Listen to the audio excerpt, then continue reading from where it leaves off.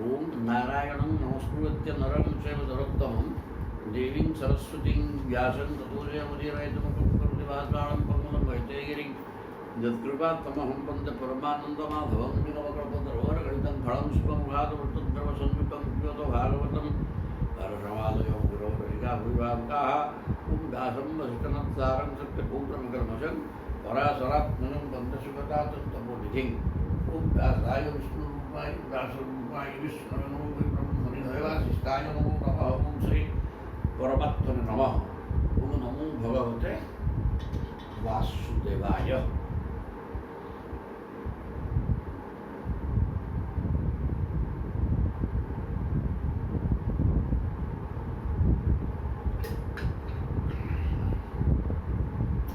एकादश स्कंद अध्याय है पंचम। बर्तमान जो मैंने भगवान को गोटे मानु ना भगवान भगवान ना नास्तिक गुड़ाक नास्तिक नास्तिक न अस्तिक से कहते कहीं ना आम अच्छे आमर आम खाଇବା ପିଇବା ବସିବା ଉଠିବା ସ୍ୱାର୍ଥ କଥା ଆମର ଆମେ କରିବା ଇଚ୍ଛା ଆଉ ନାହିଁ କି ଆମ ଉପରକୁ କେହି ନାହିଁ ନ ଅସ୍ତି କହ କେହି ନାହିଁ ଆଉ এই প্রকার যে চিন্তা করে সে নাস্তিক বা তাহলে ঈশ্বর নাহাନ୍ତି এইসବୁ ଚିନ୍ତାର ଭିତରେ ଥିବା ଲୋକ ଗୁଡ଼ାକ ତାଙ୍କର ଗତି କ'ଣ ଯେ ଭଗବାନଙ୍କୁ ମାନୁନାହାନ୍ତି। ଏଇ ସମ୍ପର୍କରେ ବର୍ତ୍ତମାନ ଏ ଅଧ୍ୟାୟର ଆଲୋଚନା ହେବ। ଏହାକୁ राजा निमि प्रश्न करुँच चमसा कहे ये 8 नंबर व्यक्ति आउ जड़े कह सरले आउ जड़े कहे वदन्ति ते अन्योन्यं उपासित स्त्रिय गृहेषु मैथुन्य परेषु चाशिषा जजन्त्यश्रोष्टान्न विधान दक्षिणम् वृत्ति परम घ्नन्ति पशून् अर्थात विदः वदन्ति ते अन्योन्यं उपासित स्त्रियः से स्त्री परायण व्यक्ति माने संसार से आनंद बोली भाव किंतु संसार आनंद शब्द नहीं आनंदटा मर्त्य लोकर शब्द नुहे दैवी शब्द जोटा देवता ईश्वर सत्ता अनुभव कले जहाँ हुए ता ना आनंद संसार को अनुभव करेगा आनंद नुहे सुख दुखात्मक किंतु जदि से आनंद भाव मूर्ख सी कौन कर आनंद चिंता कर स्त्री ही से मुख्य स्त्री उपभोगटा ही आनंद एक कथा चिंतन करी संसार भितर फसिकी नाना प्रकार भोग्य सामग्री दरांडी ते अन्योन्यम उपस्थित स्त्री जदि किए 2-3 जन मेल हेल्ले से घर कथा स्त्री कथा मो पिला मो स्त्री एमतीका इत गुड़े इाड़ सियाड़ गपिबे एवं गृहेशु मैथुन्य परेषु चाशिषा आ गृहस्थाश्रम तो स्त्री आसो संपर्क एवं विराप पूजन कर इत्यादि कम संसार यार तो फसा घर स्त्री आसो गृहस्थाश्रम बढ़ो खाଇବା ପିଇବା ଭଲ ମନ୍ଦ ବୁଝିବା ଏଇ ତ ସଂସାର ଆଉ କ'ଣ ଏଇ ପ୍ରକାର ଜ୍ଞାନ ସେମାନେ କରିଥାଏ ଏବଂ ସେମାନେ 2-3 ଜଣ ବସିଗଲେ ଏଇ ଥ୍ରୁରେ ଆଲୋଚନା କରିବେ। ଯଜନ୍ତି ଅସୃଷ୍ଟାନ୍ନ ବିଧାନ ଦକ୍ଷିଣମ୍ ଯଦିବା ସେ ଯାଗଯଜ୍ଞ କରନ୍ତି देवता को मतलब विश्वास नहीं जदि कले जगती असृष्टान्न यज्ञ माने अन्नदान है बड़ जिनस यज्ञ किंतु अन्नफन्न दिया दी नहीं भोजन व्यवस्था नहीं आउ अविधान दक्षिण विधि विधान पूजा करा हुए ये ब्राह्मण को ठीक दक्षिणा देवे कि खाइबा कथा नहीं ए प्रकार करके यज्ञ करती केवल मिथुन धर्म स्त्री सहित काल कटेगा यहाँ प्रधान जिनस आ जदि कौटी किए 2-3 जन बसिले ସେଇ ଘର କଥା, ସ୍ତ୍ରୀ କଥା, ପିଲା କଥା ଏଇଥିରୁ ଗୁଡ଼ିକ ପକାଇବେ। ଯଦି ସେ ଯଜ୍ଞାନୁଷ୍ଠାନ ପ୍ରବୃତ୍ତି କଲେ ମଧ୍ୟ ସେ ଯଜ୍ଞ ନା ଅନ୍ନଦାନସ୍ତରେ ଅଛି କି ଖାଇବା କଥା ହେବନି, ଖାଇବାକୁ କିଏ କାହାକୁ ଦିଆଯିବନି। ଏ ହେଲା ପାଠ, କୌଣସି ବିଧିବିଧାନ ନାହିଁ, ବ୍ରାହ୍ମଣକୁ ଦକ୍ଷିଣା ଦିଆହେବନି। এই প্রকার করিকি যজ্ঞ করতে। বৃত্তি পরম ঘ্রান্তি পশুন অতদ্বিদ ନିଜର ବୃତ୍ତି ଓ ଜୀବିକା ଅର୍ଜନ ନିମନ୍ତେ ସେମାନେ ପଶୁ ହତ୍ୟା କରି ଇନ୍ଦ୍ରିୟ ତୃପ୍ତି କରନ୍ତି। ବୃତ୍ତି ପରମ ଘ୍ରାନ୍ତି ପଶୁନ୍ ଅତଦ୍ବିଦ ମାନେ ଜୀବିକା ନିର୍ବାହ କରିବା ପାଇଁ ଦରକାର ପଡ଼ିଲେ ପଶୁ ହତ୍ୟା କରିକି, ଅର୍ଥାତ୍ କୁକୁଡ଼ା ମାଂସ ବିକା ହେବ, ଛେଳି ବିକା ହେବ, ମାଂସ ବିକା ହେବ, କ'ଣ କରିବେ? ବନ୍ଧ କରିକି ବିକିବେ ନା ନାହିଁ। ତେଣୁ ଏହି ପ୍ରକାର ପଶୁ ହତ୍ୟା କରିକି ମଧ୍ୟ ନିଜର ଭରଣ ପୋଷଣ ବ୍ୟବସ୍ଥା କରନ୍ତି। ଯେଉଁଟା ତୁ ଯୋଡ଼େ କ'ଣ ଖାଇବୁ, ଶାଗ ଭାତ ହେଲେ ପେଟ ପୁରିଯିବ, କିନ୍ତୁ ପଶୁ ହତ୍ୟା କରିକି ସେଥିରୁ ଲାଭ ପାଇକି ତୁ ଖାଇକିରି ବଞ୍ଚିବୁ, ୟାଠୁ ପାପ ଆଉ କ'ଣ ଥାଇପାରେ? ଏହି ପ୍ରକାର ଯେଉଁ ଲୋକ ଗୁଡ଼ାକ ସେମାନଙ୍କର ଗତି କ'ଣ ହେବ? ଏ କଥା କହୁଛନ୍ତି। ଶ୍ରିୟା ବିଭୂତ୍ୟା ବିଜନେନ ବିଦ୍ୟୟା ତ୍ୟାଗେନ ରୂପେଣ ବଳେନ କର୍ମଣା ଦାତ ସ୍ୱୟନାନ୍ଦ ଧିୟ ସହେଶ୍ୱରାନ ସତୁ ଅବମନ୍ୟନ୍ତି ହରିପ୍ରିୟାନ ଖଳାଃ।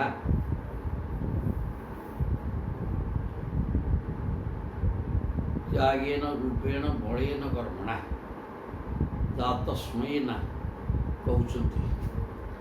ଏହି ପ୍ରକାର ସଂସାର ଭିତରେ ଗତି କରୁଥିବା ଜୀବମାନେ, ସ୍ତ୍ରୀମାନେ ସମ୍ପତ୍ତି ନିଜେ ପ୍ରଚୁର ସମ୍ପତ୍ତିବାନ, ତାକୁ ନେଇକି ଅହଙ୍କାର, ବିଭୂତ୍ୟା ବିଭୂତି ମାନେ ଐଶ୍ୱର୍ଯ୍ୟ ସମ୍ପତ୍ତି, ସାମାନ୍ୟ ଟଙ୍କା ପଇସା ଭଲ ଭଲ, ବିଭୂତି ବୋଇଲେ ଗାଡ଼ି ଘୋଡ଼ା, ସେଠୁ ଦାମିକା ବେଶ ପୋଷାକ ପିନ୍ଧିବା, ଏଇସବୁ ଗୁଡ଼ାକ, ସୁନା ରୂପା ପ୍ରଚୁର, ଏଇସବୁ ବିଭୂତି।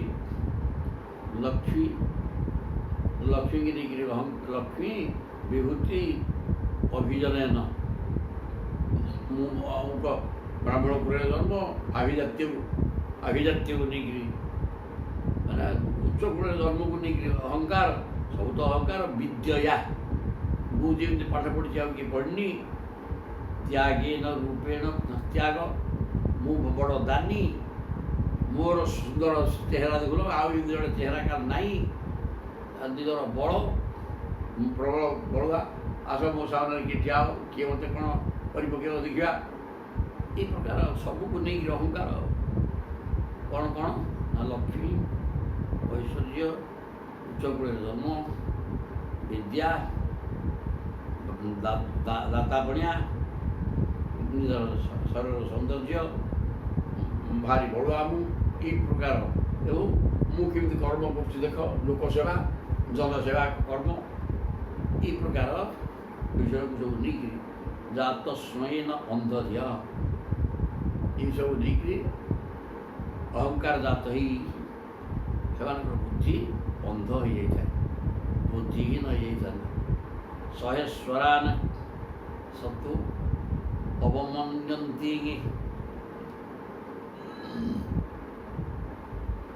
ତେଣୁ ସେମାନେ ବଦାନ୍ଧ ହୋଇଯାଇକିରି ଈଶ୍ୱରଙ୍କ ସହିତ ହରିପ୍ରିୟାନ, ଈଶ୍ୱରଙ୍କର ଭକ୍ତମାନଙ୍କୁ ମଧ୍ୟ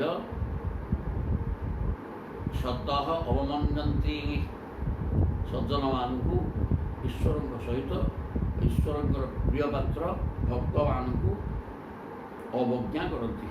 ଖଳା, ଦୁର୍ଜନ ଗୁଡ଼ାକ ସବୁକୁ ନେଇକି ଅହଙ୍କାର, ମୋ ଉପରେ ନାହିଁ କିଏ। ତାପରେ ଏ ତଳି ଗୁଡ଼ାକ କ'ଣ ଗତି ହେବ ଦେଖିବା।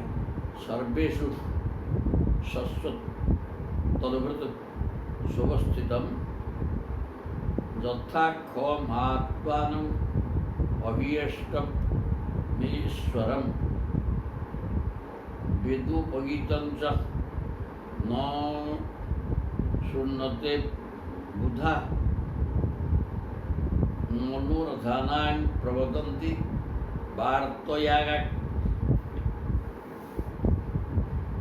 आकाश जेपरी सर्वत्र समान रूप से व्याप्त परमात्मा सेहीपरि समस्त देहधारी बाहर और भितर सर्वत्र परिपूर्ण हो रही। सर्वेषु शश्वत तनुभृत शुभस्थितम यथा खम आत्मान अभीष्ट ईश्वरम तथा खम ख माने नभोन्तरिक्षम गगनम अनंतम सूरवर्तमखम ख माने आकाश का कहते आकाश जमी सर्वव्यापी सीमित सर्वेषु भूतेषु शश्वत तनुभृत शुभस्थित समस्त शरीरधारी जीव मान भीतर प्रभु व्याप्त होकर अଛନ୍ତି जीवात्मा स्वरूप जमी आकाश सर्वव्यापक।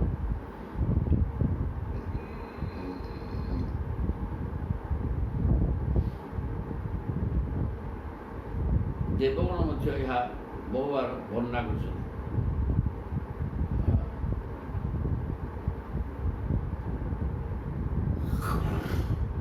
वेदोपहितं च न शृण्वते अबुधा। वेद वर्णना करथिबा विषय को वेदोक्त विषय बा विधि विधान कथा सेवन तो शुणती न अबुधा अज्ञानी गुड़ाक वेद रे ये प्रकार सब वर्णना कराई सब चलवा दरकार। वेद कौन कहते सी कही ना आमर सी आम इच्छा जाओ आम कर चलू ना से वेद कहले सीमित आम किए चलु ये दुर्जनकर बुद्धि जीवित अबुधा बुध माने ज्ञान अबुध माने अज्ञान। अज्ञानी माने यही प्रकार कहते वेद ताटे कहते सी कर जी कर आमर सुना दरकार नहीं। मनोरथानां प्रवदन्ति वार्तयागा। वेदगण बहुबार वर्णना किंतु से अज्ञानी माने ताहा शुणती नहीं बरं अनेक प्रकार मनोरथ विषय निज निज मध्य वृथा चर्चा बुलाते अनेक सांसारिक कथा सी गुड़ा कर केमती करदेली कहीदी ये सब विभिन्न कथा वेदर भगवान कौन कहते गीता भागवत भगवान कौन सी कथा दरकार नहीं सी कहते आमर शुणा दरकार नहीं आम कथा आम बुझा वेद कौन कहे शुणा आमको कौन लगा ए प्रकार कर सी विभिन्न समय क्या पिटिले क्या शोधि ये सब विभिन्न कथा ताकर बाहुरी कथा सब सी आलोचना करें कि भागवत कथा नुहे कि वेद कौन कहते सी मानवार प्रश्न ना।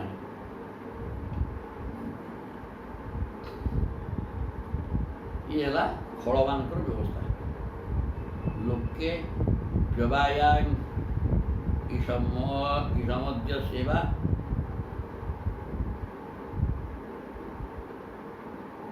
व्यवाया आमिष मद्य सेवा नित्यास्तु जंतुर्नहि तत्र चोदना व्यवस्थितिस्तेषु विवाह यज्ञ सुराग्रही आसु निवृत्ति इष्टागा।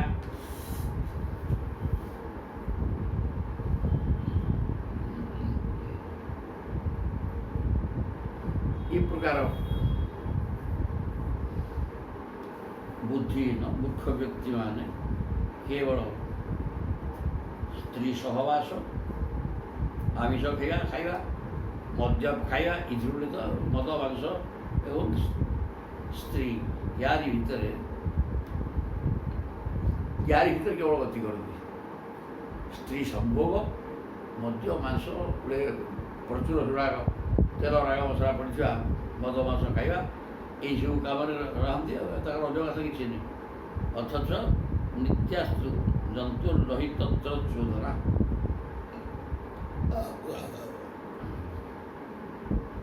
ତିନୋଟି ହେଉଛି ଜୀବର ପତନ, ଏଇ ତିନିଟା ହେଉଛି ଏ ତିନି ହେଲା ଅଧୋପତନର କାରଣ।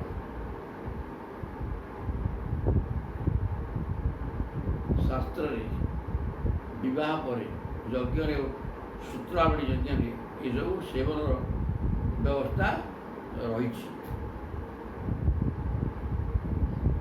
ବିବାହ, ସୂତ୍ରାବଳୀ ଯଜ୍ଞ, ଏଥିରେ ସୁରାପାନ କରିବାର ବ୍ୟବସ୍ଥା ରହିଛି। ରହି ଆସୁ ନିବୃତ୍ତି ନିଷ୍ଠା କିନ୍ତୁ ରହିଛି ଯେ ଜଣେ ଯଜ୍ଞଟେ କଲେ ମଦ ଟିକେ ପିଇବ କି ମାଂସ ଟିକେ ଖାଇବ ପଶୁବଦ୍ଧ କରିକି। ଯଜ୍ଞଟେ କରିବା ଏତେ ସହଜ ନା ଦିନେକରେ ହେବ। ଉପକରଣ ଯୋଗାଡ଼ କର, ଯଜ୍ଞ ମଣ୍ଡପ ତିଆରି ହେବ, ବ୍ରାହ୍ମଣ ଆସିବେ, ଜୀବନ ଜିନିଷ ସବୁ ଥିବ, ଯଜ୍ଞ କରାହେବ। ପଇସା କେତେ ଖର୍ଚ୍ଚ, ସମୟ କେତେ ନଷ୍ଟ। ଏତେ ଗୁଡ଼େ କଲା ପରେ ଯଦି ମାଂସ ଟିକେ ଖାଇବ ଦିନେ, ତେଣୁ ସେ ଖାଇବ କି? ସେଥିପାଇଁ ବିବାହ ସମୟରେ ମାଂସ ଫାଂସ କୁହାଯାଇଛି। ଆଉ ବିବାହ ତ ଜୀବନ ଥରେ ହେବ, ତେଣୁ ମାଂସ ଥରେ ଖାଇବ, ଆଉ ଥରେ ଖାଇବ କେତେବେଳେ? ଯଜ୍ଞ କେତେଟା ଯଜ୍ଞ କରିବ ବଞ୍ଚିଥିଲା ଅବସ୍ଥାରେ? ଜଣେ ବ୍ୟକ୍ତି ଯଦି ଯଜ୍ଞ କଲେ ଆମିଷ ଖାଇବ କି ମଦ ପିଇବ, ସେଟା କ'ଣ ହେବ? କେତେଟା ଯଜ୍ଞ ସେ କରିବ ଜୀବନରେ? ଅଜସ୍ର ପଇସା ଖର୍ଚ୍ଚ, ସମୟ, ଉପକରଣ ଯୋଗାଡ଼ କରିକି ସବୁ କରିକି ଯଜ୍ଞ କରିକି ପିଇବ। ତେଣୁ ଏଇ ଯେଉଁ ଯଜ୍ଞ ବା ବିବାହ ପ୍ରବୃତ୍ତିରେ ଆମିଷ ବା ମଦ ଖାଇବାର ବ୍ୟବସ୍ଥା ରଖାଯାଇଛି, ତାହା ମାଂସ ବା ମଦ ନ ଖାଇବା ପାଇଁ ଉଦ୍ଦିଷ୍ଟ। କେମିତି? ସେଟା ଜୀବନରେ କେତେ ଥର ହେଉଛି କି ବିବାହଟା? 10 ଥର ବିବାହ ହେଉଛି, ଥରଟେ ବିବାହ ହେଲା। ତାପରେ ଯଜ୍ଞ କେତେଟା କି କରିବ? ପଶୁ ଭଳି ଦିନ କରିକିରି। ତେଣୁ ଆମିଷ ନ ଖାଇବା ପାଇଁ ଏ ପ୍ରକାର ବ୍ୟବସ୍ଥା କରାଯାଇଛି। ନିବୃତ୍ତି ହିଁ ଇଷ୍ଟା, ନିବୃତ୍ତି ଆଡ଼କୁ ଲକ୍ଷ୍ୟ ରଖି କଠୋର ବ୍ୟବସ୍ଥା କରାଯାଇଛି। ଅଧିକ ବ୍ୟୟବହୁଳ, ସମୟ ନଷ୍ଟ କଲେ ତୁମେ ଆମିଷ ଖାଇବ କି ମଦ ଟିକେ ଖାଇବ। ତେଣୁ ସେଟା ନ ଖାଇବା ପାଇଁ କେବଳ ଏ ପ୍ରକାର କୁହାଯାଇଛି ପରୋକ୍ଷବାଦ। ଇଏ ପ୍ରତ୍ୟକ୍ଷ ଭାବରେ ଦେଖିଲା ହଁ ମାଂସ ମାଛ ଖାଇବା ପାଇଁ ଶାସ୍ତ୍ରରେ ଲେଖା ହେଇଛି ନା। ଶାସ୍ତ୍ରରେ କ'ଣ ଲେଖା ହେଇଛି? ଯଜ୍ଞଟେ କଲେ ପଶୁବଦ୍ଧ କରିବ ସେଠି ଏବଂ ତାକୁ ଖାଇବ। ବିବାହ ସମୟରେ ଆମିଷ ଖାଇବ ବା ମଦ ଟିକେ ଖାଇବ। ବିବାହ କେତେଥର କରିବ? ଥରଟେ। ଯଜ୍ଞଟେ ଜୀବନରେ କେତେଥର? ତେଣୁ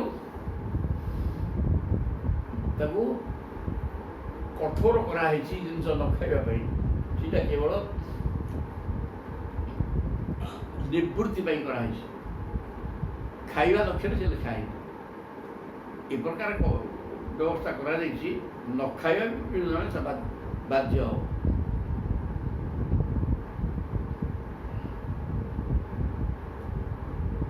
ତେଣୁ ଏଠି ଯେଉଁ ଲୋକମାନେ ବୁଦ୍ଧିହୀନ ହୋଇକରି କେବଳ ସ୍ତ୍ରୀ ସମ୍ଭୋଗ କରିବା ମଦମାଂସରେ ବୁଡ଼ିକି ରହିଛନ୍ତି, ସେମାନେ ତଦ୍ଭିନ୍ନ ଅନ୍ୟ କିଛି ଜାଣୁନାହାନ୍ତି। ସେମାନେ କହୁଛନ୍ତି ଏଇଟା ତ ବେଦରେ ଲେଖା ହେଇଛି, ଶାସ୍ତ୍ର ଲେଖା ହେଇଛି ମଦ ଖାଇବା ମାଂସ ଖାଇବା ସବୁ ହବ ବୋଲି। କିନ୍ତୁ ଶାସ୍ତ୍ରରେ କ'ଣ ଲେଖା ହେଇଛି? ମଦ ମାଂସ ଖାଇବ ବିବାହ ସମୟରେ ବା ଯଜ୍ଞ ସମୟରେ, ଯଜ୍ଞ କରିକି ପଶୁବଦ୍ଧ ଖାଇବ ମାଂସ। ତେଣୁ ତାହା ନ କରିବା ପାଇଁ ଲେଖା ହେଇଛି। କାହିଁକିନା ଏଇଟା ସହଜ କର୍ମ ନୁହେଁ। ବିବାହକୁ ଥରେ କରିବ, ବିବାହ ସମୟରେ ଦିନେ ଖାଇବ, ଆଉ ସଦା ଖାଇବା କଥା ଲେଖା ହେଇଛି। ଯଜ୍ଞ ଜୀବନରେ ଥରେ କରିବ, ଥରୁଟେ ମାଂସ ଖାଇବା କଥା ଲେଖା ହେଇଛି, ତାହେଲେ ମୋଟେ ଖାଏ। ଇଏ ହେଲା ସୁନ୍ଦର ପାଠ। ଇଏରୁ ପରୋକ୍ଷବାଦ। ଧନଞ୍ଚ ଧର୍ମୈକ ଫଳଂ ତୁ ବୈଗେ ଜ୍ଞାନଂ ସବିଜ୍ଞାନଂ ଅନୁପ୍ରଶାନ୍ତି ଗୃହେଷୁ ଯୁଞ୍ଜନ୍ତି କଳେବରସ୍ୟ ମୃତ୍ୟୁଂ ନ ପଶ୍ୟନ୍ତି ଦୁରନ୍ତରୀୟମ୍।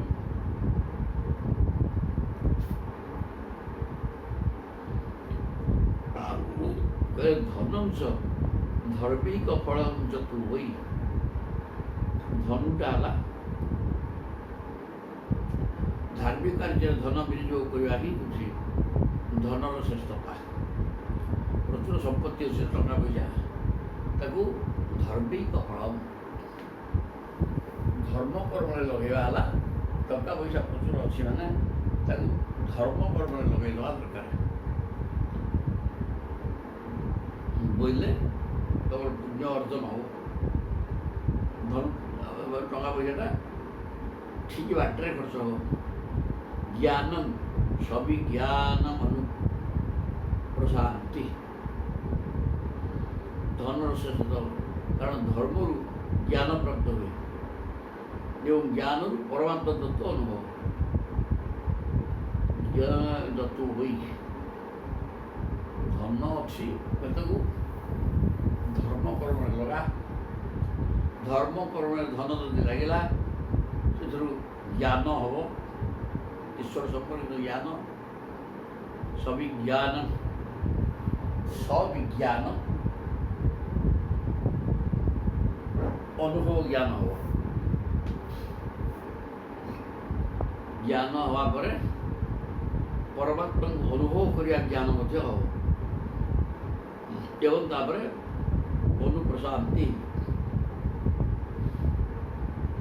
ଧନ ପ୍ରଚୁର ଅଛି ବୋଇଲେ ଧର୍ମ କର୍ମ କର। ଧର୍ମ କର୍ମ କରିବା ଦ୍ୱାରା ଜ୍ଞାନ ହବ। ଜ୍ଞାନ ହେବା ଫଳରେ ଈଶ୍ୱର ସତ୍ତାକୁ ଅନୁଭବ କରିପାରିବ। ଅନୁଭବ କଲେ ଶାନ୍ତ ହେଇଯିବ। ମନ ଅତ୍ୟନ୍ତ କ୍ଷୁବ୍ଧ ବା ଚଞ୍ଚଳ ହେଉଛି ସାଂସାରିକ ବିଷୟ ବିଷୟରେ ଗୋଡ଼େଇକିରି ମନ ଶାନ୍ତ ହେଇଯିବ। ଗୃହେଷୁ ଯୁଞ୍ଜନ୍ତି କଳେବରସ୍ୟ। ଯେଉଁମାନେ କେବଳ ଘର ତୋଳିବାରେ ଓ ଘର କାମରେ ହିଁ ଧନ ବ୍ୟୟ କରନ୍ତି ସେମାନଙ୍କର ଶରୀର ନାଶକାରୀ କରାଳ କାଳକୁ ଦେଖିବାର ଶକ୍ତି ନଥାଏ। ଗୃହେଷୁ ଯୁଞ୍ଜନ୍ତି, ଯଦି କେବଳ ଘର କାମରେ ଟଙ୍କା ପଇସା ବ୍ୟୟ କରନ୍ତି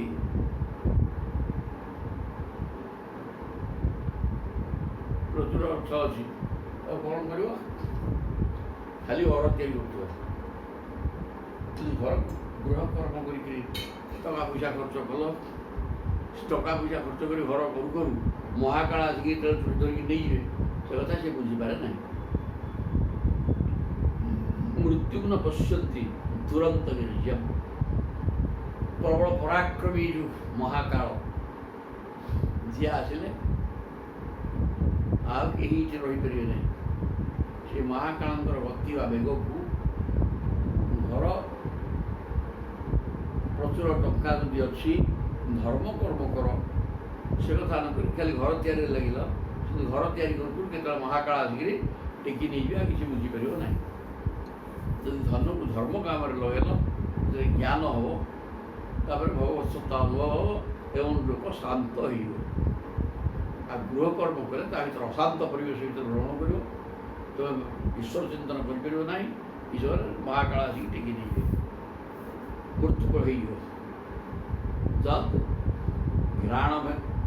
ଘ୍ରାଣଭକ୍ଷ ବିହିତ ସୁରାୟାଗ ତଥା ପଶୁରାଲଭନ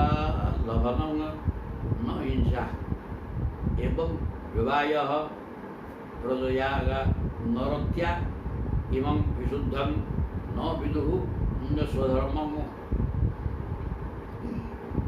ଘ୍ରାଣଭକ୍ଷ ସୌତ୍ରାବଳୀ ଯଜ୍ଞରେ ସୁରାକୁ ଶୁଙ୍ଘିବାର ହିଁ ବିଧାନ ହୋଇଛି। ଘ୍ରାଣ ଭକ୍ଷ ଘ୍ରାଣଙ୍କର ଅର୍ଥ ଭୋଜନ, ତେଣୁ ଶୁଙ୍ଘିକିରି ଖାଇବ। ମଦ ଖାଇବା କଥା ଯେଉଁ କୁହାଗଲା, ଯଜ୍ଞ କରିକି ମଦ ଖାଇବ ମଦ ପାଟିରେ ପିଇ ପକାଇବ ନା, ଘ୍ରାଣ ଭକ୍ଷ ନାକରେ ଶୁଙ୍ଘିବ। ତାପରେ ତଥା ପଶୁ ଆଲମ୍ବନ ହିଂସା। ପଶୁ କ'ଣ ସେଠି ଅଣାହାର ବ୍ୟବସ୍ଥା ଅଛି ନା, ଆଲମ୍ବନ ତାକୁ ପଶୁକୁ ହାଣିବା ବ୍ୟବସ୍ଥା ନାହିଁ। ପରିବାର ବିଧାନ ନାହିଁ। ଯଜ୍ଞରେ ପଶୁକୁ ସ୍ପର୍ଶ କରିବାର ବି ବିଧାନ ନାହିଁ। ପଶୁକୁ ହାଣିବାର ବ୍ୟବସ୍ଥା ନାହିଁ। କିନ୍ତୁ ସୁନ୍ଦର କଥା କୁହାଯାଇଛି। ମାନେ ମଦ ମାଂସ ପୁରା ନ ଖାଇବା ପାଇଁ ଆମେ ବ୍ୟବସ୍ଥା କରିଛୁ। ଯଜ୍ଞ କରିକିରି ଖା। ବିବାହ ସମୟରେ ମଦ ମାଂସ ଖାଇପାରିବ। ଯେ ବିବାହ କେତେଥର ହବ? ଥରଟେ ଜୀବନ ଯଜ୍ଞ ଯଜ୍ଞ ବ୍ୟୟବହୁଳ। ଆଜି ଜୀବନରେ କେତେଟା କରିବ? ଯଜ୍ଞ କଲେ ଗୋଟେ ପଶୁ ବଢ଼ିକିରି ଖାଇବ। ଏ କଥା ଯଦି କିଏ କହେ ତାହେଲେ ସେଟା ଆମେ କାହିଁକି କୁହାହେଇଛି ନା ଯଜ୍ଞ କରିପାରିବନି କିମ୍ବା ପଶୁ ହତ୍ୟା କରିପାରିବନି, ଖାଇପାରିବନି। ମାଂସ ଖାଇବାରୁ ନିବୃତ୍ତି ପାଇଁ ଏ କଥାକୁ କୁହାଯାଇଛି। ମଦ୍ୟପାନରୁ ନିବୃତ୍ତି ପାଇଁ ଏସବୁ କୁହାଯାଇଛି। କୌଣସି ଶାସ୍ତ୍ରରେ ଏମିତି ଲେଖା ହେଇନି ମଦ୍ୟ ବା ପଶୁ ହିଂସା କର। ଆଉ ଗୋଟେ ସୁନ୍ଦର କଥା ତା ପୂର୍ବରୁ କହୁଛନ୍ତି ଯେ ସୌତ୍ରାମଣି ଯଜ୍ଞରେ ମଦ୍ୟପାନ କରିବାକୁ ବ୍ୟବସ୍ଥା ରହିଛି। କିନ୍ତୁ ମଦ୍ୟ କ'ଣ ପାଟିରେ ପାନ କରିବନି। ଆଉ ନା ଘ୍ରାଣ ଭକ୍ଷ ଆଘ୍ରାଣ ଅର୍ଥ ଭୋଜନ। ଶୁଙ୍ଘିବାଟା ମଧ୍ୟ ଭୋଜନ ସାଙ୍ଗେ ସମାନ। ତେଣୁ ମଧୁକୁ ଶୁଙ୍ଘିବରେ ଆଉ ଖାଇବା କଥା ବୁଝିଲେ କା ଶୁଙ୍ଘିବ ହେଲା। ତେଣୁ କୌଣସି ଶାସ୍ତ୍ରରେ କୋଉଠି ମଦ୍ୟପାନ କଥା ଲେଖା ହେଇନି। ଏସବୁ ପରୋକ୍ଷ ବାଦ ଲୋକ ବୁଝିବେ, ପ୍ରତ୍ୟକ୍ଷ ମଦପାନ ଲେଖା ହେଲା ନା। ମଦପାନ କରିବୁ ବୋଇଲେ କ'ଣ ହବ? ମଦ୍ୟକୁ ଡାକେରେ ଶୁଙ୍ଘିବୁ, ତା ନା ପାନ। ଆଉ ପାଟି ବାଟେ ପିଇବାକୁ ଲେଖା ହେଇନି। ସରିଲା। ତଥା ପଶୁ ଆଲମ୍ଭନ ନ ହିଂସା। ପଶୁକୁ କଟୁରୀ ଲଗେଇକି ଛେଦ କରିବା କଥା କୋଉଠି ଲେଖା ହେଇନି। ପଶୁକୁ ଖାଲି ସ୍ପର୍ଶ କରିଦେବ। ମାନେ ଅସ୍ତ୍ର ତା ଶରୀର ସ୍ପର୍ଶ କରିଦେବ। ହଣା ହବାର ପଶୁ ଖାଇଦେବ। ମାଂସ ଖାଇବା କଥା ଉତ୍ତାଲା ହବ। ତେଣୁ ଶାସ୍ତ୍ର କୋଉଠି ହିଂସା କରିବା, ମଦ୍ୟପାନ କରିବା ଇତ୍ୟାଦି ଲେଖି ନାହାନ୍ତି। ଯଦି କୋଉଠି କ'ଣ ଲେଖା ହେଇଛି ତାହା ମଦ୍ୟ ପାଟିରେ ପାନ କରିବାକୁ ଲେଖା ହେଇନି। ନାକ ବାଟେ ଶୁଙ୍ଘିକିରି ଘ୍ରାଣ ଅର୍ଥ ଭୋଜନ କର। ପଶୁକୁ ଖଣ୍ଡା ଆଣିକି ହାଣିକି ତାକୁ ମାଂସ କରିକି ଖାଇବା କଥା ଲେଖା ହେଇନି। ସେ ବା ଦେବତା ଯିଏ ଜଗତକୁ ସୃଷ୍ଟି କରିବା ତାହାର କର୍ମ ଏବଂ ପାଳନ କରିବା କର୍ମ, ସେ ଖାଇବା କଥା। ପଶୁ ତା ସନ୍ତାନ, ସେ ମା ଆଗରେ ବଳି ଦିଆ ହବ। ମା ତ ମା, ଜଗତର ଆଗର ମା। ମା ତା ପିଲାର ବଳିକି ସେ ଗ୍ରହଣ କରିବ? ସବୁ ପ୍ରଥା ଭୁଲ ଗୁଡ଼ାକ କୋଉ ଶାସ୍ତ୍ରରେ ସେ କଥା ଲେଖା ହେଇନି।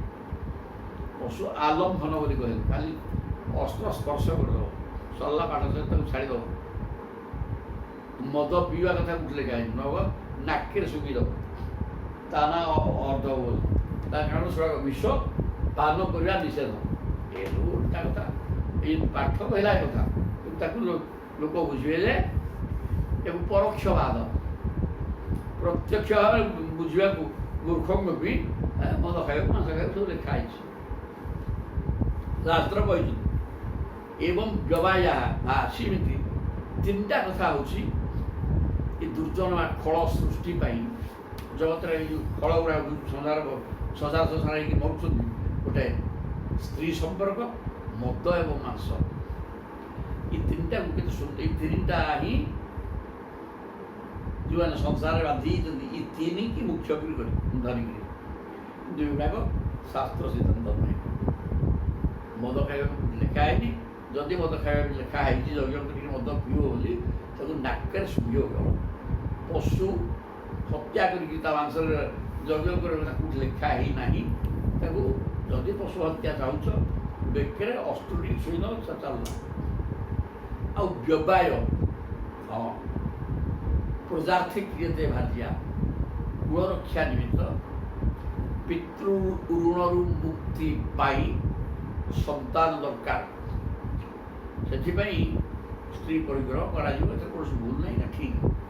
କିନ୍ତୁ ତାହା ଗୋଟାଏ ସନ୍ତାନ ହେଲା ପର୍ଯ୍ୟନ୍ତ, ତାପରେ ଆଉ ତା ସହିତ ସମ୍ପର୍କ ରଖିବ।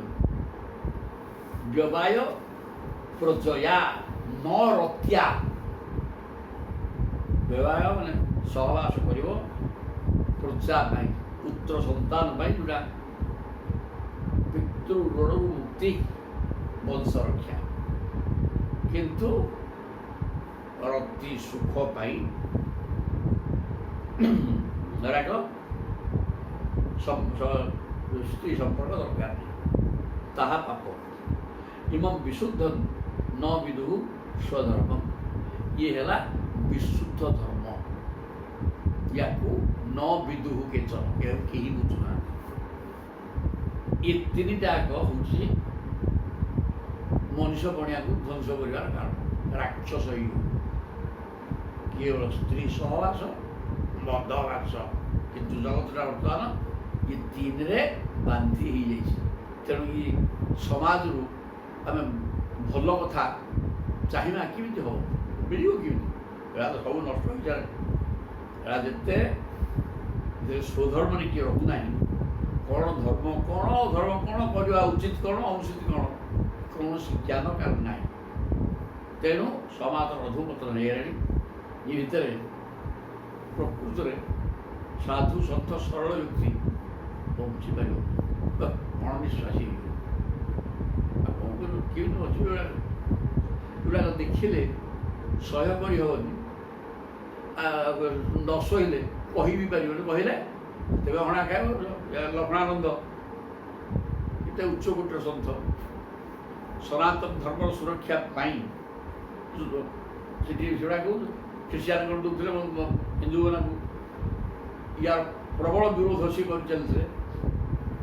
ହିନ୍ଦୁ ଏଇଠି ଅନ୍ୟ, ଏଇଟା ହେଲା ହିନ୍ଦୁସ୍ତାନ।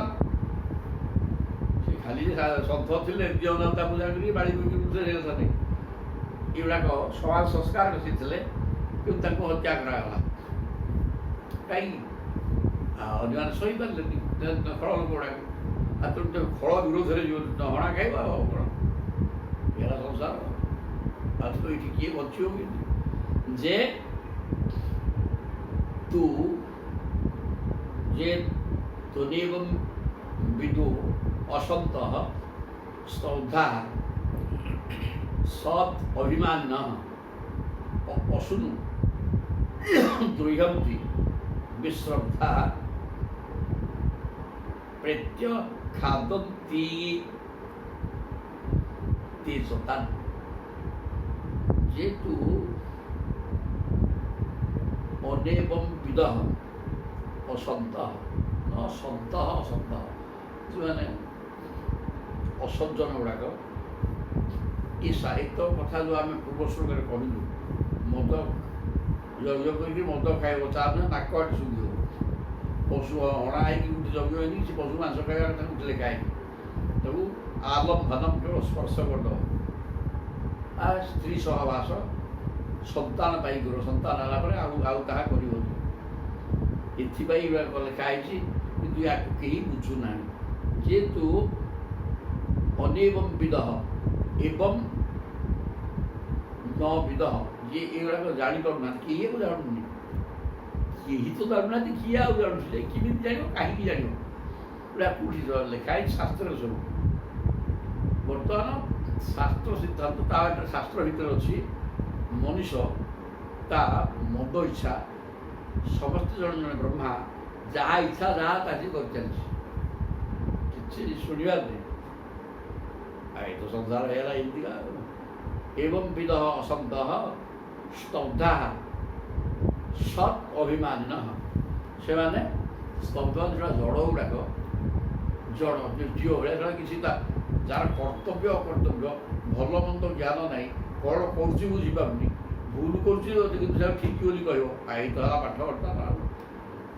ସତ୍ ଅଭିମାନିନଃ, ଏବଂ ନିଜକୁ ଯେ କହିଲେ ମୋ ଭଳିଆ ନାହିଁ କିଏ। ଆଉ କେତେ ସମାଜ ସେବିକୁ ସବୁ ଖାଲି ସମାଜକୁ ଟେକିକି ଧରିକି ବୁଲୁଛୁ। ଆଉ ମନ୍ଦିରର ସୁରକ୍ଷା, କେଉଁଠି କ'ଣ ସବୁ ଜନସେବା କେନ୍ଦ୍ର, ବିଦ୍ୟାଳୟରେ କେମିତି ସୁବିଧା ହେବ, ସବୁଠି ରାଜନୀତି କରି ସବୁ ଧ୍ୱଂସ କଲେ। କିନ୍ତୁ ନିଜକୁ ନିଜେ କହୁଛୁ ନା ଆମ ଭଳିଆ କିଏ ନାହିଁ, ଆମେ ସବୁ ସମାଜ ସଂସ୍କାରକୁ ସମାଜ ଭିତରେ ଶୃଙ୍ଖଳା କରୁଛୁ। କିଛି ଶୃଙ୍ଖଳା ନେଇ ସବୁ ଧ୍ୱଂସ କରୁଛୁ। ଇଏ ହେଲା ବର୍ତ୍ତମାନ ସାଂଘାତିକ ସ୍ଥିତି। ଏହା କାହାର ନା ତାଙ୍କର କଲ୍ୟାଣ ହେଉଛି, ନା ସମାଜର କଲ୍ୟାଣ ହେବ, କିଛି କାହାର ହେବନି।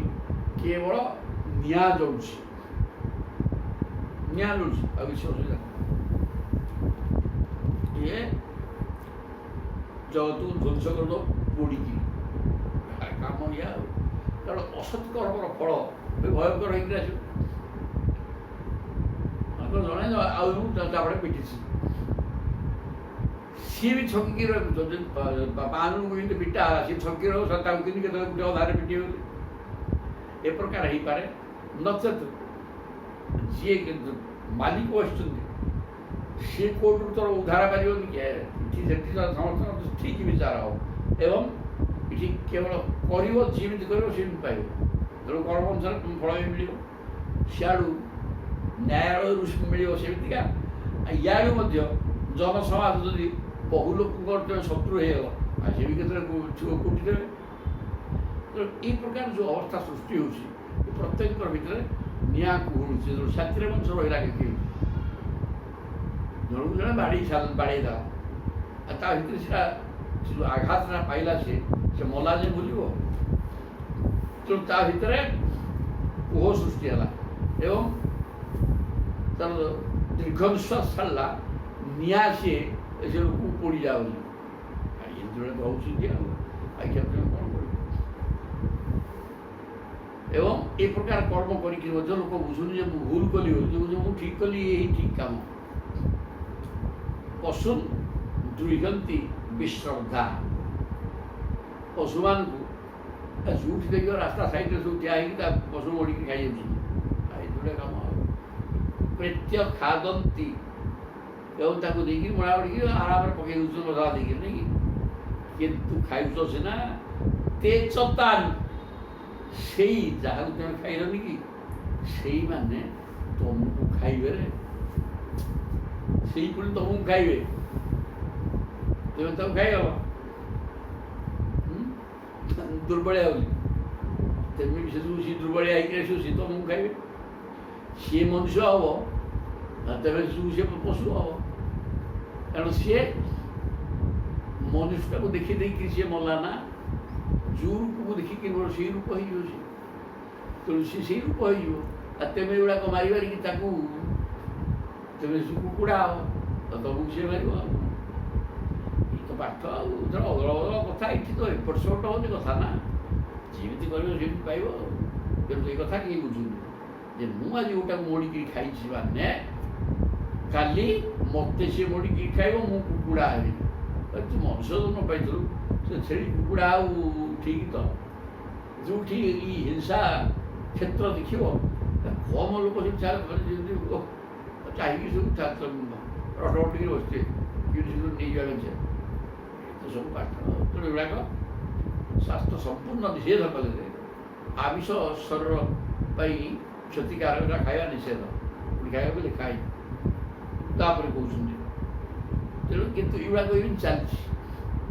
ଏଠି ଏଇ ଅଧ୍ୟାୟର ପାଠ ହେଲା ଚମସ କହୁଛନ୍ତି ରାଜାଙ୍କର ପ୍ରଶ୍ନ, ଯେଉଁମାନେ ନାସ୍ତିକ ନ ଅସ୍ତି କହ, ଭଗବାନ ମାନେ କିଛି ନାହିଁ, କେବଳ ସଂସାର ହେଇଛି ସ୍ୱାମୀ ସ୍ତ୍ରୀ ସମ୍ପର୍କରୁ। ଆଉ ଏଠି ଯଦି କୋଉଠି ତ ସୁଖ ଦୁଃଖ ସଂସାର, ସେମାନେ ହୁଏତ ଆନନ୍ଦ ବିଭାଉଥିବେ, ସ୍ତ୍ରୀ ସୁଖ ହିଁ ଆନନ୍ଦ, ଆଉ ଏଠି ଅନ୍ୟର କିଛି ନାହିଁ। এই প্রকার চিন্তন করি কেবল মদ মাংস স্ত্রী ভিতরে বুড়িকি লোক রହୁଛନ୍ତି এবং ଯେତେ ଅନ୍ୟାୟ ଅତ୍ୟାଚାର ସବୁ କରିଛି ଆସିଛନ୍ତି। এই ପାଠ କୁହାଗଲା।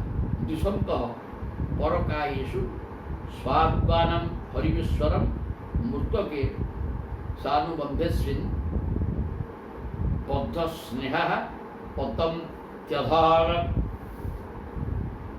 ଏଭଳି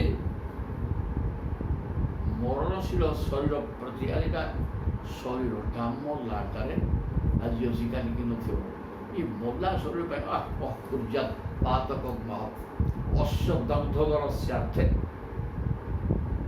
ଏ ସୁନ୍ଦର ଶ୍ଲୋକ ସବୁ ଲେଖା ହେଇଛି।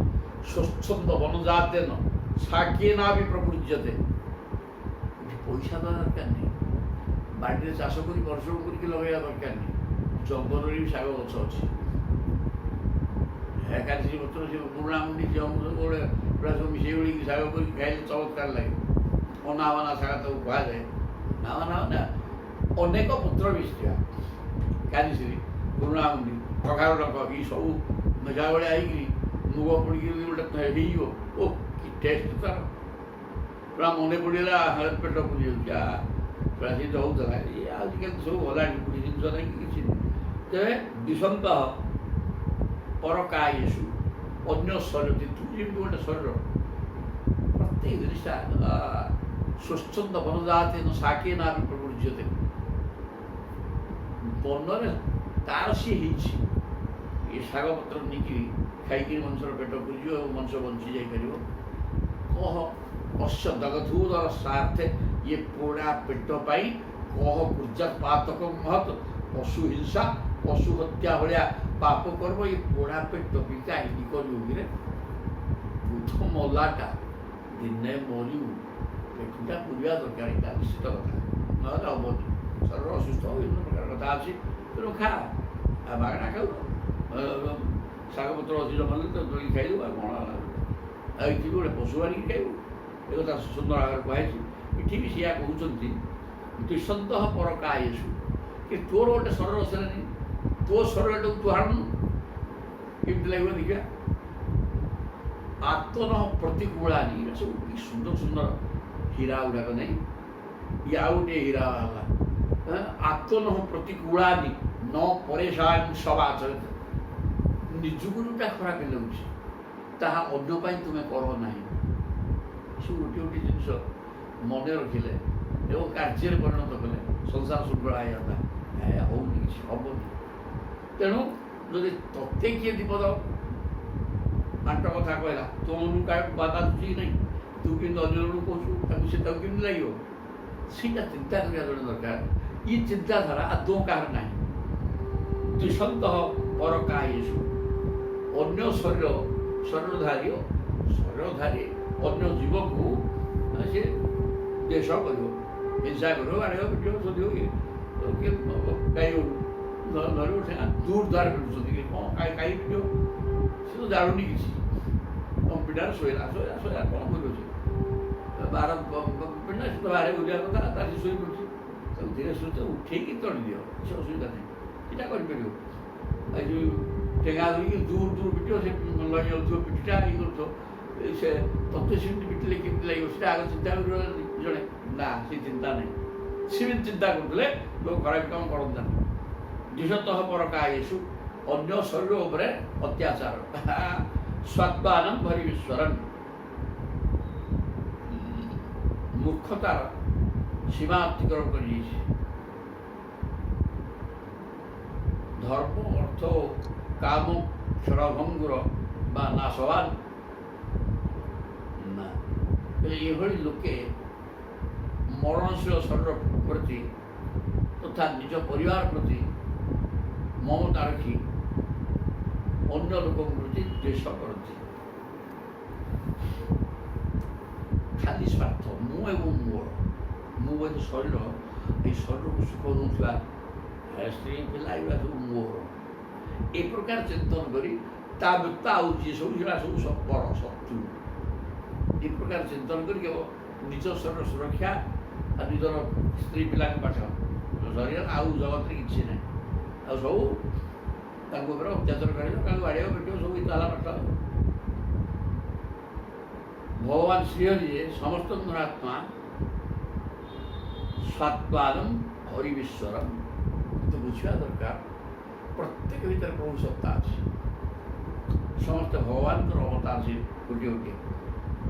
ତେଣୁ ତା ଭିତରେ ଥିବା ଯାହାକୁ ତୁମେ କଷ୍ଟ ଦେବ ତା ଭିତରେ ପ୍ରଭୁ ଅଛନ୍ତି ନା ଏଇଟା ଅଛନ୍ତି ତାହେଲେ ତାକୁ କେମିତି ଲାଗିବ। ଏ ଯେଉଁ ଚଟକଟଟେ ଖାଇଛନ୍ତି କାହାକୁ ଅଶାଳୀନ ଭାଷାରେ ଶୋଧିଲ ଅନ୍ତରକୁ କାଟିଲା ଭଳିଆ ବ୍ୟଥା ହେଲା ଭଳିଆ କଥା କହିଲ କାହାକୁ ବା ଯୋଉରେ ଚୈତନ୍ୟ ଶକ୍ତି ଯେଉଁ ଯାହାକୁ କହିଛ ତ ମଲାଟା ତାର କିଛି ନାହିଁ କିନ୍ତୁ ଚୈତନ୍ୟ ଶକ୍ତି ଥିବାକୁ ସେ ବୁଝିପାରୁଥିଲା କଥା ହଁ ତାହେଲେ ତାକୁ ମୋ ଆତ୍ମାକୁ ବାଜିଲା ଲୋକ କହନ୍ତିନି ଆତ୍ମାକୁ ବାଜିଲା କି ଯାହା ହୁଏ ସବୁ ଆତ୍ମା ହିଁ ଅନୁଭବ କରେ ସେ ଚୈତନ୍ୟ ଶକ୍ତିଟା। ତେଣୁ ଆତ୍ମାକୁ ବାଜିବ ଆଉ ପ୍ରତ୍ୟେକ ଭିତରେ ହରି ଈଶ୍ୱର ଅଛନ୍ତି ଆତ୍ମସ୍ୱରୂପରେ। ଆଉ ତେଣୁ ଖାଲି ସ୍ୱାର୍ଥ ଦେଖୁଛୁ ମୁଁ ଏବଂ ମୋର ୟା ଭିତରେ ସୀମାବଦ୍ଧ ହେଇକି ରହିଯାଉଛୁ ଅନ୍ୟମାନଙ୍କୁ ଘୃଣା କରୁଛୁ ନା। ପ୍ରତ୍ୟେକ ଭିତରେ ପ୍ରଭୁ ସତ୍ତା ଅଛି। ତେଣୁ ତୁ प्रभु को यार प्रभु प्रभु जहाँ प्रभु को ना नाश कर जन को पिटिलु दुख है तो प्रभु को है प्रभु को डाक तू प्रभु अधाड़ी दे तो ये संसार किसी तो बुझे बुझी कर मृत के सानुबंधेस्विन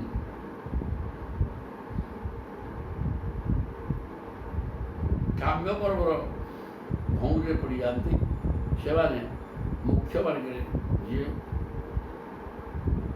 आज जोड़े मृत के सानुबंधेस्विन बद्ध स्नेहा पतंत्यध गोटे मला आम आउ गोटे मला को धरिक संसार करुचे से ही सर्वस्व आउ कि शत्रु ए प्रकार चिंतन करी सानुबंधेस्विन आम ये जगत में बांधी जाऊे एवं स्नेह बांधी जाऊे बांधी फल अधः पतंती अधोपतन आम रोचे आत्मार उद्धार कर्तव्य ये कौन कहीं बुझीपारे ये मनुष्य जन्म पाई मोर एकमात्र कर्तव्य भगवत परायण हो पारे सब भर प्रभु सत्ता अच्छे क्या दुख दबानी क्या बाजला भाया कथा कह ना से कथा हो खाली पाप करण लगे हो जे कैवल्य असंप्राप्ता जे चातिताश्च मूढ़ता त्रैवर्गिका यक्षणिका आत्मान घातयन्ति त्रैगे जे कैवल्यम असंप्राप्ता केवल स्वभाव कैवल्य केवल एक जड़े अच्छी ना कि ना केवल एकमात्र परमात्मा ये अच्छा ना जो से जो केवल कैवल्य कौन कि केवल स्वभाव केवल जड़े तो जन को पाइबार व्यवस्था कर ता ना कैवल्य प्राप्ति मुक्ति तो केवल असंप्राप्त कैवल्यम प्राप्ता आसे कथा किए बुझुनि पाइब कौन पाइबार प्रश्न ना जे तो पतिताश्च मूढ़ता जो मैंने सज्ञान प्राप्ति सज्ञान किए पाइबा ये तो किसी बुझुनि कर्तव्य कौन कौन करवा उचित किए जानूनी जानूले सीना कौन करूँ गीत जानूनी ये केवल भगवान को पाइबा एकमात्र काम किंतु ताकि बुझुनि जे अतीताश्च मूढ़तमा ये धर्म अर्थ काम मुख्यार्थ किए जाऊनी धर्म अर्थ काम पचर गोड़े गोड़ेला फल पाप पुण्य मिश्रित कर्म कर बंधन में पड़ते आउे जन्म कर त्रैवर्गिका क्षणिका कि क्षणिका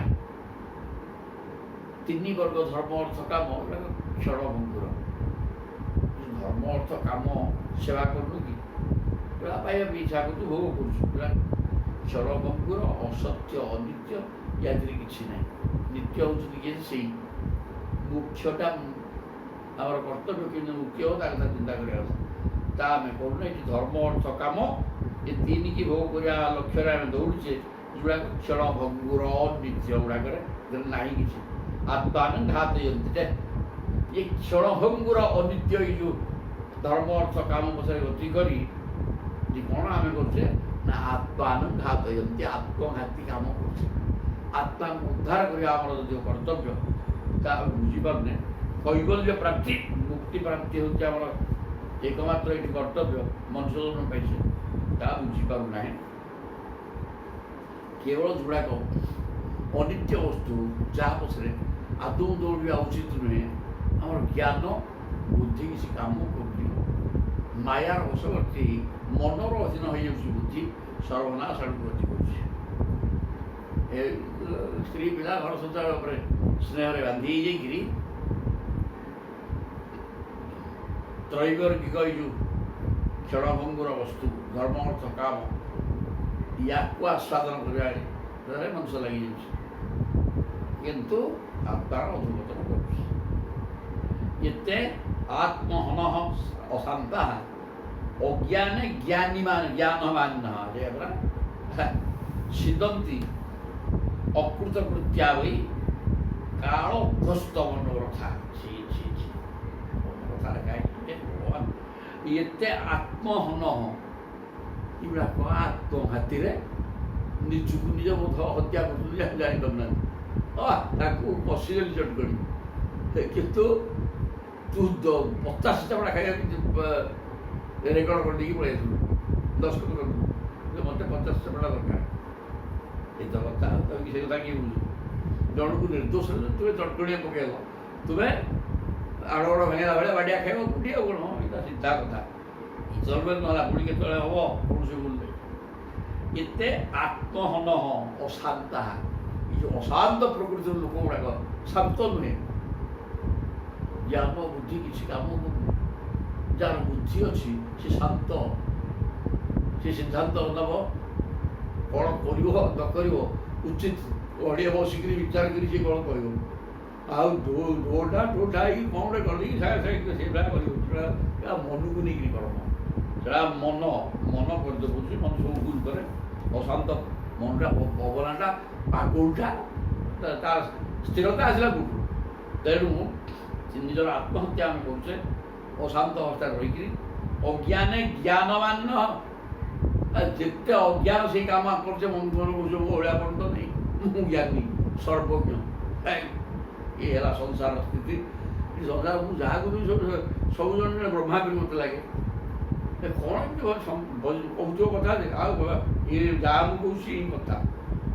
ପ୍ରାୟ ଲୋକ ଏମିତି ସବୁ ହେଇଗଲାଣି। ତାପରେ ସିଦନ୍ତି ଅକୃତକୃତ୍ୟା, ଏବଂ ସେମାନେ କୃତକୃତ୍ୟ କେମିତି ହେବ ଏଇ ଭାଗବତ ପଢ଼ିକିରି ସତ୍ କଥାକୁ ବୁଝିକିରି ଏ ଯେଉଁ ଆନନ୍ଦ, ୟା ଦେହରେ ନିଜେ କୃତ୍ୟ ହେଇଯିବ। କିନ୍ତୁ ଯେଉଁଗୁଡ଼ାକ ଠିକ୍ ଓଲଟା ସଂସାର କଥା ଚିନ୍ତା କରି ମୁଣ୍ଡକୁ ଭାରାକ୍ରାନ୍ତ କରି ଅଶାନ୍ତ ଅବସ୍ଥାରେ ରହି ନିଜକୁ ଅକୃତ୍ୟ କରୁଛନ୍ତି। କୃତ୍ୟ ନୁହଁ, ଅକୃତ୍ୟ ଦ୍ୱାରା ଅଶାନ୍ତ ଅବସ୍ଥାରେ ରହୁଛନ୍ତି।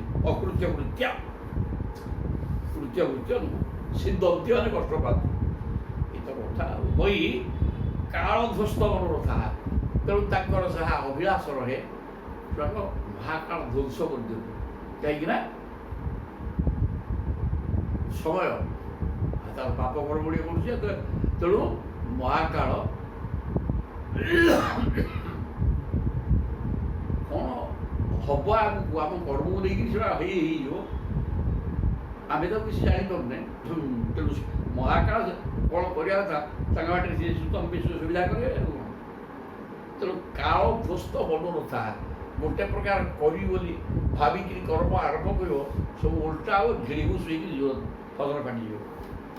କାହିଁକିନା ତାର ଚିନ୍ତାଧାରା ସତ୍ ନାହିଁ, ଅସତ୍ ଭାବରେ ଗତି କରୁଛି। ତ ଭଲ ହବ, କିନ୍ତୁ ତାର କୌଣସି ଦିଗରୁ ମଙ୍ଗଳ ହବ ନାହିଁ। ଆତ୍ମଘାତୀ କାମ କରୁଛି ଅଶାନ୍ତ ଅବସ୍ଥାରେ ରହିକିରି। ଅଜ୍ଞାନୀ ହେଇଥିଲେ ମଧ୍ୟ ମନକୁ ଜ୍ଞାନ ମୁହ କରି କିଏ ନାହିଁ, ମୁଁ ସବୁଠାରୁ ବ୍ରହ୍ମଜ୍ଞାନୀ, এই প্রকার করিকি অকার্য করে অশান্ত অবস্থায় অকৃত্য হচ্ছে এবং কাল তার মনর ধ্বংস করছে।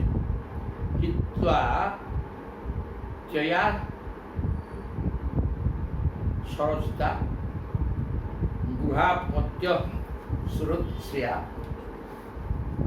তমু বিশন্তি অনিচ্ছন্ত বাসুদেব পরায়ণ মুখা। ସେମାନେ ବାସୁଦେବ ପରାଗ ମୁଖ, ଭଗବାନ ଯଦି ଇଆଡ଼େ ମୁହଁ କରୁଛନ୍ତି ତେବେ ତାଙ୍କୁ ମୁହଁ କରୁଛନ୍ତି ପୁରା ପିଠି କରୁଛନ୍ତି। ତାଙ୍କର ପରାଗ ମୁଖ ମାନେ ବିମୁଖ, ପ୍ରଭୁଙ୍କ ପ୍ରତି ଯେଉଁଗୁଡ଼ା ବିମୁଖ ହେଇକି ଅଛନ୍ତି ସେମାନେ ହିତ୍ୱା ଅତ୍ୟୟ ଅସରସିତା ଅତ୍ୟୟା ସର କହେ ଯେପରି ଲୋକେ ଭଗବତ ଭକ୍ତି ପ୍ରତି ପୂର୍ଣ୍ଣ ବିମୁଖ ହୋଇ ରହିଛନ୍ତି, କିନ୍ତୁ ବହୁ କଷ୍ଟ କରି ଓ ବହୁ ପରିଶ୍ରମ କରି ସେମାନେ ଘର ଦ୍ୱାର ସବୁ ତିଆରି କରୁଛନ୍ତି।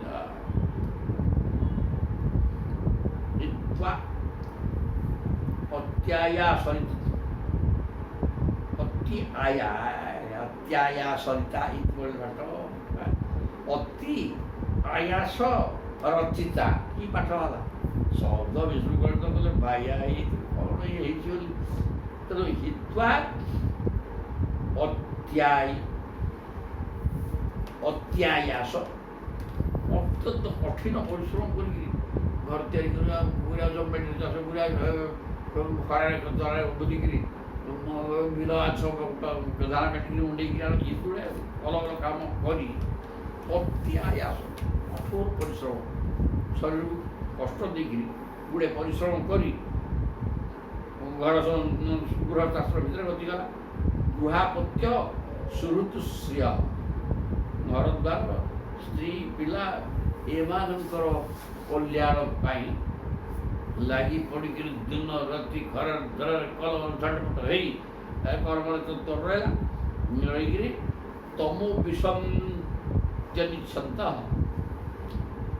ତୁମେ ନିଜର କଲ୍ୟାଣ ଚିନ୍ତା କରି ଧାଉଁଥିବା ଅବସ୍ଥାରେ ଯେହେତୁ ଅଜ୍ଞାନ ଏବଂ ଅକର୍ମ କରୁଛ ଆଉ ସଂସାର କର୍ମ ଅକର୍ମ ବେକାର କର୍ମ ତେଣୁ ସେ ପ୍ରକାର କର୍ମ କରୁଥିବା ହେତୁ ତୁମମାନେ ଅନ୍ଧକାର ଭିତରେ ତୁମେ ଗତି କରୁଛ ତେଣୁ ଅନ୍ଧକାର ପ୍ରବେଶ କରିଯାଉଛ ବିସନ୍ତି ଅନିଚ୍ଛନ୍ତ ତୁମ ଇଚ୍ଛା କିଏ ଏଇଠି ଦୁଃଖ ହୋଇବାକୁ ଚାହୁଁଛି ସମସ୍ତେ ସୁଖ ଅବସ୍ଥାରେ ଯାଇଛନ୍ତି କିନ୍ତୁ ଜବରଦସ୍ତ ଦୁଃଖ ଆସୁଛି କାହିଁକିନା କର୍ମ ବିଶୃଙ୍ଖଳିତ ଭଗବାନ ଭିତରେ ପରାଙ୍ଗୁଖ ହେଇ ବିମୁଖ ହେଇ ସଂସାର ମୁହାଁ ହେଇଯାଉଛ ଏବଂ ଅତ୍ୟନ୍ତ କଷ୍ଟ କରିକିରି ଦିନ ରାତି ଖରାଟରେ ବୁଲିକିରି ଖାଦ୍ୟ ପେୟ ଅଭାବ ଗ୍ୟାସ କରିକିରି କ'ଣ କରୁଛ ଗୃହ ଅପଚୟରେ ସ୍ତ୍ରୀ ପିଲା ଏମାନଙ୍କର କଲ୍ୟାଣ ପାଇଁ ନିଜେ ତ ଗୋଟେ ପେଟ କିନ୍ତୁ ଆଉ ଜଣଟା ଧୈର୍ଯ୍ୟ ମୋର କରିକିରି ସମସ୍ତଙ୍କ ସୁଖର ସୁବିଧା ବୁଝିବା ପାଇଁ ଖରାଟରେ ବୁଲିକିରି କାମ କରୁଛୁ କିନ୍ତୁ ଭଗବାନ କାଳେ ମୁହଁ ନାହିଁ ମୁହଁ ଭଗବାନଙ୍କୁ ବୁଲେଇ ପକେଇଛୁ ଦୁଇ ପ୍ରକାର ହେଇକିରି ଅନ୍ଧକାର ଭିତରେ ଅଜ୍ଞାନ ଭିତରେ ଗତି କରି କ'ଣ ପାପ ଭୋଗ କରିକିରି ଛଟପଟ ହେଇକିରି ମରିବାର ବ୍ୟବସ୍ଥା ହେଉଛି ଆତ୍ମଘାତୀ କାମ କରୁଛୁ ରାଜା ଉବାଚ ଏଇ କଥାଟା କୁହାଗଲା ମାନେ ଯେଉଁଗୁଡ଼ାକ ଈଶ୍ୱରକୁ ଚାହୁଁନାହାନ୍ତି ଭଗବାନ ବୋଲି କ'ଣ ଜାଣୁନାହାନ୍ତି ସେମାନଙ୍କର ଗତିବିଧି ଏଇ ପ୍ରକାର ସବୁ କୁହାଗଲା ସୁନ୍ଦର ବର୍ଣ୍ଣନା ବର୍ତ୍ତମାନ ଜଗତଟା ଠିକ୍ ଏମିତି ଚାଲିଛି ସବୁ ବିଚିତ୍ର ବର୍ଣ୍ଣନା ତାପରେ ରାଜା ବର୍ତ୍ତମାନ କରଭାଦନ ହେଉଛନ୍ତି ନବମ ବ୍ୟକ୍ତି ଏଠି ପାଠ ସରିଯିବ ରାଜା ପ୍ରଶ୍ନ କରୁଛନ୍ତି ନିମି କଶ୍ଚିନି କାଳେ ସ ଭଗବାନ କିଂ ବର୍ଣ୍ଣ ଚିତୃଷଃ ନୃଭି ନାମ୍ନା ବା କେନ ବିଧିନା ପୂଜ୍ୟତେ ତଦିହ ଉଚ୍ୟତା କଶ୍ଚିନି କାଳେ ସ ଭଗବାନ କିଂ ବର୍ଣ୍ଣ ସେ ଭଗବାନ ତ କ'ଣ ଅଛନ୍ତି ବୋଲି ତେବେ କହୁଛ ସମସ୍ତେ କହୁଛନ୍ତି ଶାସ୍ତ୍ର ବି କହୁଛି ନାଇଁ କି ତେବେ ସେ ଭଗବାନଙ୍କର କିଂ ବର୍ଣ୍ଣ ତାଙ୍କ ବର୍ଣ୍ଣ କେମିତିକିରେ ଚିତୃଷଃ ଏ କେମିତି ତାଙ୍କ ଆକାର କେମିତି କି ପ୍ରକାର ତାଙ୍କ ରୂପରେଖ ତାଙ୍କ ବର୍ଣ୍ଣ କ'ଣ ଦୁର୍ବି ନାମ୍ନା ବା କେନ ଆଉ କେଉଁ ନାଁରେ ସେ ଭଗବାନଙ୍କର ନାଁ ତ ଗୋଟେ କ'ଣ ଥିବ ତାଙ୍କ ନାଁଟା କ'ଣ କେନ ନା କେଉଁ ନାଁ ଧରିକି ତାଙ୍କୁ ଆମେ ପୂଜା କରିବା ପୂଜ୍ୟତେ ତତ୍ ଇହ ଉଚ୍ଚତା ସେଟା ଟିକେ ମୋତେ ବୁଝେଇଲେ ସମସ୍ତେ କହୁଛନ୍ତି ଭଗବାନଙ୍କୁ ପୂଜା କରିବା ଯେ ଭଗବାନଙ୍କୁ ପୂଜା କରିବା କେଉଁଠି ପୂଜା କରିବା କେଉଁ ସ୍ଥାନରେ ଖାଲି ମନ୍ଦିରରେ ନା ଯେଉଁଠି କେଉଁଠି କେଉଁ ଜାଗାରେ ତାଙ୍କୁ ପୂଜା କରିବା ତାପରେ ତାଙ୍କର ବର୍ଣ୍ଣ କ'ଣ ତାଙ୍କର ରୂପରେଖ କ'ଣ କେଉଁ ରୂପରେ ସେ ଅଛନ୍ତି ତାଙ୍କର ନାଁ ବି କ'ଣ ଭଗବାନ ନାଁ ଥିବ ନା ନାହିଁ କେଉଁ ନାଁ ତାଙ୍କର କାହାକୁ ପୂଜା କରିବା ଏଇଟା ଟିକେ ଭଲ ଭାବରେ ବିଧି ଦ୍ୱାରା ମୋତେ କହ କରଭାଦନ ଶିଶୁ କହିଲେ ଇଏ ହେଲେ 9 ନମ୍ବର ବ୍ୟକ୍ତି କ'ଣ କହୁଛନ୍ତି ନା କୃତମ୍ ତ୍ରେତା ଦ୍ୱାପରଞ୍ଚ କଳି ଇତ୍ୟେଷୁ କେଶବ ନାନା ବର୍ଣ୍ଣ ବିଧାନେନ ନାନା ବର୍ଣ୍ଣାଭିଧାକାରଃ ନାନୈବ ବିଧିନେଜ୍ୟତେ କହୁଛନ୍ତି ଏଠି ଯୁଗ ହେଲା 4ଟା କୃତ ସତ୍ୟ ବା କୃତ ଯୁଗ ସତ୍ୟ ତାପରେ ତ୍ରେତା ଦ୍ୱାପର ଓ କଳି 4 ହେଲା ଯୁଗ ଇଏ ୟାର ଧର୍ମ ସବୁ ଅଲଗା। ନାନା ବର୍ଣ୍ଣ ବିଧାକାର ଏହି ଚାରି ଯୁଗରେ ଭଗବାନ କେଶବଙ୍କର ଅନେକ ରଙ୍ଗ ନାମ ଆକାର ରହିଛି, ତାଙ୍କୁ ଅନେକ ବିଧିରେ ପୂଜା କରାଯାଏ। ନାନା ବର୍ଣ୍ଣ ବିଧାକାର ଚାରିଟା ଯୁଗ, ଚାରି ଯୁଗରେ ପ୍ରଭୁ ଅନେକ ନାମ ଏବଂ ରୂପକୁ ନେଇକିରି ବିଭିନ୍ନ ରୂପକୁ ନେଇକିରି ଧର୍ମ ସଂସ୍ଥାପନାର୍ଥାୟ ସମ୍ଭବାମି ଯୁଗେ ଯୁଗେ। ଯେତେବେଳେ ଅଧର୍ମ ବଢ଼ିଯାଏ, ପୃଥିବୀ ଭାରାକ୍ରାନ୍ତ ହେଇଯାଏ, କାନ୍ଦନ୍ତି, ତେଣୁକରି ସିଏ ଯାଇକିରି ବ୍ରହ୍ମାଙ୍କ ପାଖେ କହିବେ। ବ୍ରହ୍ମା ଭଗବାନଙ୍କୁ ଡାକି ପୃଥିବୀ ମା ଇଆ ଅସୁବିଧା ହେଲାଣି ନା, ସବୁ ମୁଁ ଜାଣିଛି, ମୁଁ ଯିବି, ସବୁ ପୁଣି ଶୃଙ୍ଖଳା କରିବି, ଯାଉଛି, ଆସିବେ। କଳି ଯୁଗରେ ନେଇ 3 ଯୁଗରେ ଆସନ୍ତି। ଏ କଥା କୁହାଗଲା। ନାନା ବର୍ଣ୍ଣ ବିଧାନ ସତ୍ୟ କୃତ୍ତେ,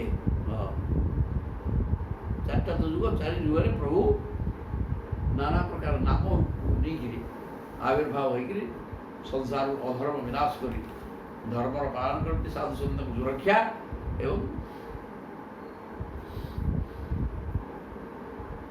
ଲୋକଶିକ୍ଷା, ଏଇଥିପାଇଁ ପ୍ରଭୁ ଆସନ୍ତି। କିଛି ଏତିକି ଥାନ୍ତୁ, ଦେଖିବା 13 ଚାଲିଛି।